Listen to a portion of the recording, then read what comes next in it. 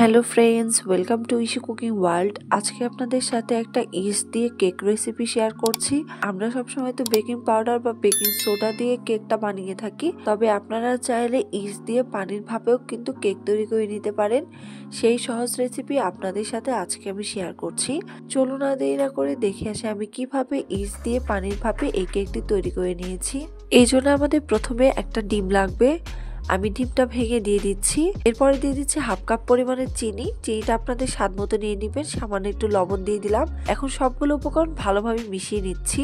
এখানে কিন্তু চিনি গলে যাওয়ার কোনো দরকার নেই, ভালোভাবে একটু মিশিয়ে নিলে হয়ে যাবে। মেশানো হয়ে গেছে। এরপরে আমি দুধ দিয়ে দিচ্ছি। আমি গুঁড়া দুধকে একটু গরম পানি দিয়ে মিশিয়ে নিয়ে আমি এটা দিয়ে দিলাম। আপনারা চাইলে গুঁড়া দুধকে আলাদা দিয়ে পানি দিয়ে মিশিয়ে নিতে পারেন। অবশ্যই কিন্তু কুসুম গরম পানি ব্যবহার করতে হবে। এখন সবগুলো উপকরণ ভালোভাবে মিশিয়ে নিচ্ছি। মেশানো হয়ে গেলে এরপরে দিয়ে দিচ্ছি ইস্টটা দিয়ে ভালোভাবে মিশিয়ে নিচ্ছি। ইস্ট দিব এই কারণে কিন্তু আমরা কুসুম গরম পানি ব্যবহার করেছিলাম। এরপরে 1 কাপ আটা দিয়ে দিলাম। আটাটা দিয়ে ভালোভাবে মিশিয়ে নিচ্ছি। আপনারা চাইলে এখানে ময়দাও ব্যবহার করতে পারেন, তবে আটা দিয়ে বানালেও কিন্তু অনেক ভালো হয়। আটাটা দিয়ে ভালোভাবে মিশিয়ে নিচ্ছি। এক্ষেত্রে যদি আপনাদের দুধ লাগে তাহলে এক্সট্রা দুধ দিয়ে দিতে পারেন, এক্সট্রা আটাও ব্যবহার করতে পারেন, তবে ঠিক এরকম একটা ঘনত্ব আনতে হবে। আমার মেশানো হয়ে গেছে। এখন আমি ব্যানানা ফ্লেভার অ্যাড করে দিচ্ছি। আপনারা চাইলে ভ্যানিলা এসেন্সও অ্যাড করে দিতে পারেন। এখন সবগুলো উপকরণ একটু ভালোভাবে মিশিয়ে নিচ্ছি। তারপরে দিয়ে দিচ্ছি 3 চামচ পরিমাণে রান্নার তেল। এই তেলটা দিয়েও ভালোভাবে মিশিয়ে নিতে হবে। তেলটা দিলে কিন্তু একটু মিশাতে টাইম লাগে।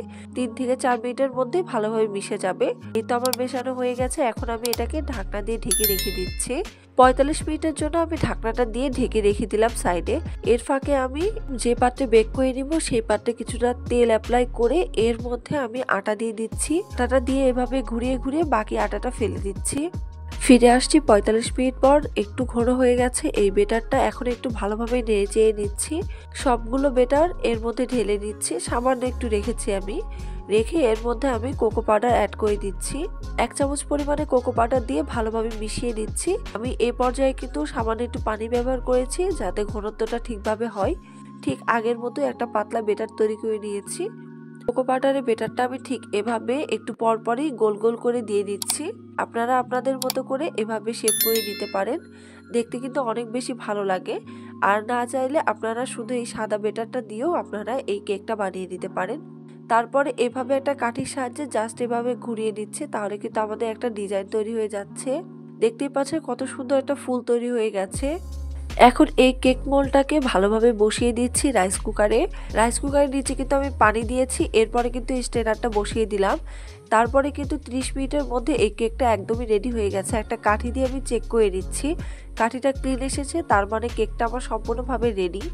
এই কেকটা কিন্তু খুবই সফট হয়। বাসায় একবার হলেও ট্রাই করবেন এই কেকটা। ইস্টের এই কেকটা কিন্তু খেতে অসম্ভব মজা হয়। ছোট বড় সবাই কিন্তু এই কেকটা খেতে পারবে। দুধ চায়ের সাথে কিন্তু এই কেকটা খেতে অসম্ভব মজা হয়। বিকালের নাস্তা হিসেবে আপনারা চাইলে এই কেকটা খেতে পারেন। আমার চ্যানেলে নতুন হয়ে থাকলে অবশ্যই ইস্যু কুকিং ওয়ার্ল্ড চ্যানেলটিকে সাবস্ক্রাইব করে দিবেন, পাশে থাকা বেল বাটনটি অন করে দিবেন ভিডিওর আপডেট পেতে। আর যারা অলরেডি সাবস্ক্রাইব করেছেন সকলকে অসংখ্য ধন্যবাদ। আর সবাইকে অনেক ধন্যবাদ এভাবে ইস্যু কুকিং ওয়ার্ল্ডের পাশে থেকে সুন্দর সুন্দর কমেন্ট করার জন্য। একটা কেক আমি দেখিয়ে দিচ্ছি কতটা স্পঞ্জি হয়েছে। এই কেকগুলো খেতে কিন্তু অসম্ভব মজা। সবাই ভালো থাকবে, সুস্থ থাকবে। আল্লাহ হাফিজ। আর অবশ্যই ইস্যু কুকিং ওয়ার্ল্ডের পাশে থাকবেন।